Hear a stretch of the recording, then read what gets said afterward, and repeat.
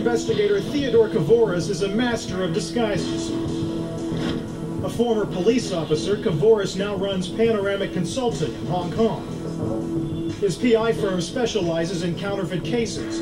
Kavoris' job is to track down the crooks who make and sell the illegal goods. We do what Chinese investigators or the Chinese authorities can't do. We pretend to be big buyers from overseas. Drug dealers have to deal drugs, counterfeiters have to sell their goods, and they want to sell them overseas, they want to sell them to guys like me. One of Kavoris' biggest busts involves an operation that set out to counterfeit an entire company. Chinese counterfeiters created an imposter line of New Balance shoes with an N on the side almost identical to New Balance's logo. They forged catalogs, boxes, bags, and even opened store franchises.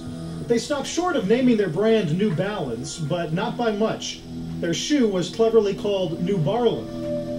If pronounced by a Chinese person rather quickly, comes out as New Balance, which is awfully close to New Balance by design. More than handbags or watches, shoes are the most counterfeited product in the world today. The Coalition Against Counterfeiting and Piracy estimates that illegal copies cost shoe manufacturers $12 billion a year. Lost revenue of that magnitude can result in U.S. workers losing their jobs. Everything through the New Balance CEO Robert DeMartini believes that fighting counterfeits also protects employees. New Balance has 5 manufacturing plants in the U.S. We're in Lawrence, Massachusetts. This factory has about 215 manufacturing jobs. DeMartini says it's this hard work and craftsmanship that counterfeiters try to copy on the cheap. You've obviously got a lot of expertise, and they must have to do a fair amount of work to even get a fraction of that. Yeah, you'll see them paint on technology instead of actually inserting it, and you'll see other type of kind of copycat methods to make it look like a real product. That won't have the same technology, but it'll look like it. The science behind a genuine product is known as intellectual property. New Balance invests in years of research to engineer athletic shoes that look and perform a certain way. To simply copy that is, well, stealing. This is where you determine what makes New Balance New Balance. A lot of work goes into ensuring our product performs a certain way. Our motion capture system really allows us to analyze very detailed how she moves. So we're able to calculate any variable we're interested in, such as knee extension, pronation-related variables, which are a hot topic in running. We're able to calculate those very clearly, given the information we get from our cameras. That's intellectual property, and you have to respect it. They just can't give it away. You can't let people steal it either. New Balance first discovered the New Barlin scam when an associate stumbled across a billboard for the counterfeit shoes in Xinjiang City, China. Investigator Theodore Kavoris took his undercover camera to explore the counterfeit factory. The factory was very professional, very clean and professional, and they just wanted to make a lot of money by stealing our client's brand. The criminals welcomed him into their office, believing he was a wealthy investor. Here's the factory owner. See, we're sitting here, we're having tea, we're going through the tea ritual. As an overseas customer, served me tea, we talked some business, and then we working the guy undercover. He's considering whether to sell us. But again, his downfall will be his greed.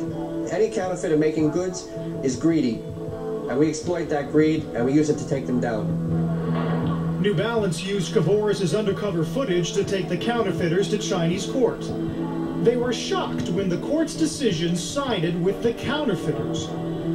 According to the judge, the shoes were perfectly legal because the logo wasn't an exact copy. In this particular case, it was a very similar N to our block N. And the result was that's not illegal. It would never be allowed in the U.S., but it was allowed in China as a different mark. The company continued their legal battle for 3 years until they found the right argument to convince the judge. We sued them for unfair trade practices, and that's what ultimately the court recognized, is they were competing unfairly with us. We were a well-known brand, and they were trying to mimic us and confuse consumers, and that's what the court got from them. There's a great lesson to be learned here, because New Balance was terrific, and a lot of companies in the United States start these things and don't see them through. And that's the single worst thing you can do. The net result, though, is New Balance went from being a very highly copied shoe to today, where the copies are negligible. Clearly meant to. But just a few years after winning its case, New Balance already sees signs the scam is back in business. We got a report from our distributor in China that they found a new New Balance type product in the marketplace. Notice that the logo is the same. The product is a little bit different in that they're not using the New Balance name, they're using something called N-Pai, which in Chinese means N brand. The shoe company is going after the crooks once again. You know, we like to have a zero tolerance policy, and we spend over $2 million a year just enforcing our patents and trademarks. When you say zero tolerance, that means? It means we'll chase down everyone we can find to try to figure out where it's coming from and shut it off.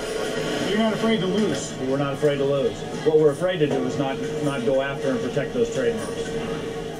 And that's important that counterfeiters understand that, because they don't want to fight a battle. They want the quick hit, they want to make a profit on it and move on. If they know they're going to fight somebody, they'll pick a brand that maybe isn't quite so diligent. In Los Angeles,